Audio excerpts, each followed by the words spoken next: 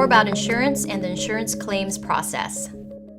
Now that you've got an idea of what the medical billing process is like, it's time to take a closer look at the claims and insurance portion of that process.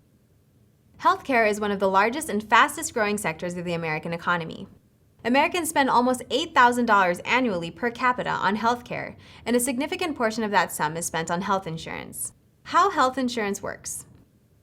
Essentially, health insurance subscribers enter into an arrangement with a health insurance company in order to reduce the impact of the cost of medical expenses.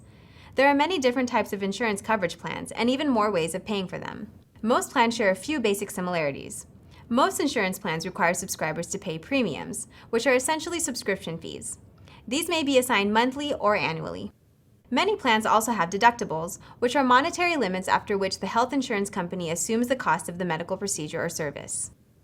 Subscribers may also have a copay or a coinsurance arrangement with their insurance company. A copay is a relatively small, fixed sum that may be paid before any medical service is rendered. The copay does not count against the deductible. A coinsurance is a type of arrangement with the insurance company that divides the responsibility for payment by percentage. Coinsurances are listed with the payer, insurance company's portion listed first, and then the subscribers. For instance, if a subscriber receives a $300 medical procedure and has an 80-20 coinsurance agreement with his or her insurance company, the subscriber would owe 20% of the bill, $60. The insurance company would pay the rest.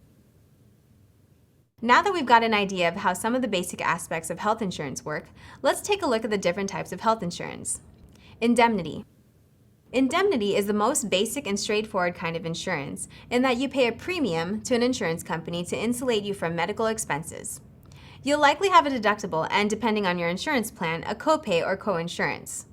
Subscribers to indemnity plans have no restrictions on which providers they can see, but indemnity plans are typically much more expensive than managed care options, which we'll review now. Managed care. Let's revisit these now.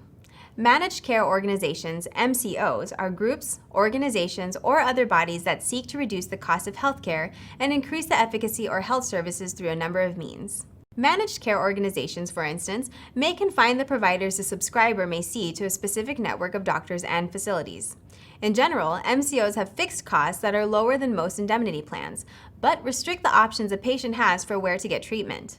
There are three main types of MCO, which we'll discuss below.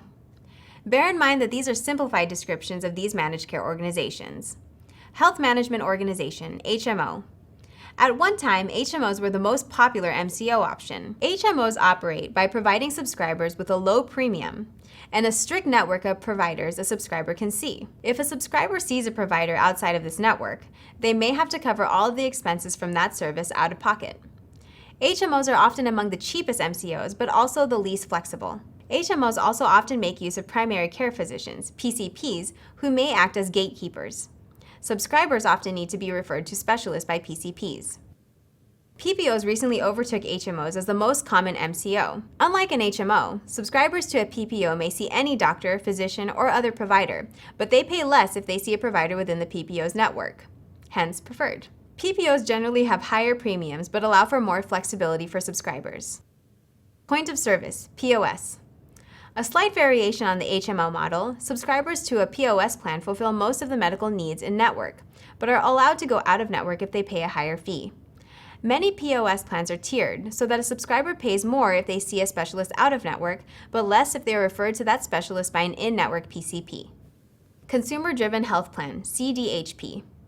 A relatively recent development in the world of MCOs, CDHPs enable subscribers to receive PPO-like benefits only after they've paid a certain deductible.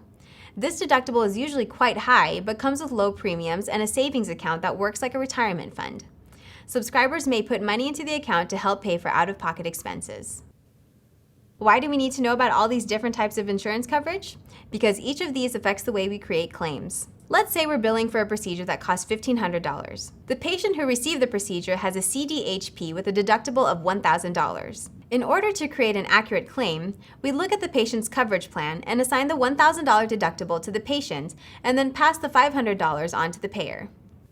Likewise, if we're looking at a patient with coverage under an HMO, but that patient sees a provider out of network, we need to know that we can't send a claim to that HMO, but must instead bill the patient directly. Recall that HMO subscribers cannot receive insurance coverage if they see providers out of their network.